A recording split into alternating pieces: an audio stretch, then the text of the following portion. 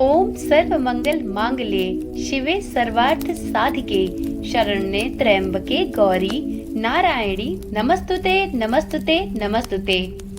सनातन धर्मसार channel की तरफ से आप सभी को शारदीय नवरात्र की अत्यंत हार्दिक शुभकामनाएं। नवरात्रि का छठा दिन माँ दुर्गा के कात्यायनी स्वरूप को समर्पित होता है। नवरात्रि के छठे दिन माँ कात्यायनी की पूजा करने से कुंवारी कन्याओं के विवाह में आ रही सभी परेशानियां समाप्त होती हैं और उन्हें एक सुयोग्य वर की प्राप्ति होती है। माना जाता है कि द्वापर युग में भी गोपियों ने भगवान श्री कृष्ण को पति के रूप में प्राप्त करने के लिए माँ कात्यायनी की ही पूजा आराधना की थी। अगर कुंडली में बृहस्पति खराब हो तो माँ कात्यायनी की पूजा करने से बृहस्पति के शुभ फल प्राप्त होने लगते हैं। माँ कात्यायनी की पूजा करने से आज्ञा चक्र जागृत होता है।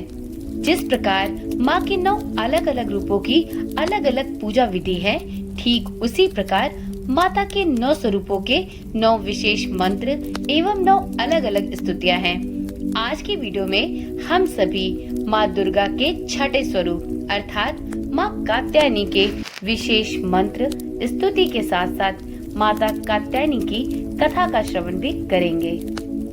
तो चलिए सच्चे मन से और पूरी निष्ठा के साथ माता भगवती के इस छठे स्वरूप अर्थात माता कात्यायनी का हृदय में मनन करते हुए उनकी स्तुति प्रारंभ करते हैं। या देवी सर्वभूतेषु माँ कात्यायनी रूपेण संस्थिता नमस्तस्यै नमस्तस्यै नमस्तस्यै नमो नमः।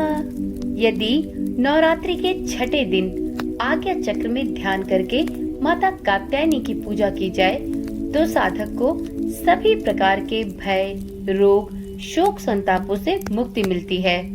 यह माँ मोक्ष की दात्री हैं। इनकी पूजा आराधना करने से सभी प्रकार के रोग, शोक, संताप दूर होते हैं। इनका मंत्र है ओम ऐं ह्रीं क्लीं कात्यायनाय नमः। माता भगवती का ध्यान करते हुए वीडियो में अब सुनते हैं कात्यायनी माता की पावन कथा। पौराणिक कथा के अनुसार महर्षि कात्यायन ने माँ आदिशक्ति की घोर तपस्या की थी। उनकी तपस्या से प्रसन्न होकर माँ ने उन्हें उनके यहाँ पुत्री रूप में जन्म लेने का वरदान दिया था। माँ का जन्म महर्षि कात्यायन के आश्रम में ही हुआ था। माँ का लालन पोषण कात्यायन ऋषि ने ही स्वयं किया। पुराणों के अनुसार जिस समय महिषासुर नाम के राक्षस का अत्याचार बहुत अधिक बढ़ गया था, उसी समय त्रिदेवों के तेज से माँ की उत्पत्ति हुई थी। माँ ने ऋषि कात्यायन के यहाँ अश्विन मास के कृष्ण पक्ष की चतुर्दशी के दिन जन्म लिया था। इसके बाद ऋषि कात्यायन ने उनका 3 दिनों तक पूजन किया था। माँ ने दशमी तिथि के दिन महिषासुर का अंत किया। इसके बाद शुंभ और निशुंभ ने भी स्वर्गलोक पर आक्रमण करके इंद्र का सिंहासन छीन लिया और 9 ग्रहों को बंधक बना लिया था। अग्नि और वायु का बल पूरी तरह उन्होंने छीन लिया था। उन दोनों ने देवताओं का अपमान करके उन्हें स्वर्ग से बहिष्कृत कर दिया। इसके बाद सभी देवताओं ने माँ की स्तुति की। इसके पश्चात माँ ने शुंभ और निशुंभ का भी वध करके देवताओं को इस संकट से मुक्ति दिलाई थी, क्योंकि माँ ने देवताओं को वरदान दिया था कि वह संकट के समय में सभी देवताओं की रक्षा अवश्य करेंगी। तो यह थी माता कात्यायनी की कथा। तो एक बार प्रेम से बोलिए माता कात्यायनी की जय हो, नौ दुर्गा की जय हो।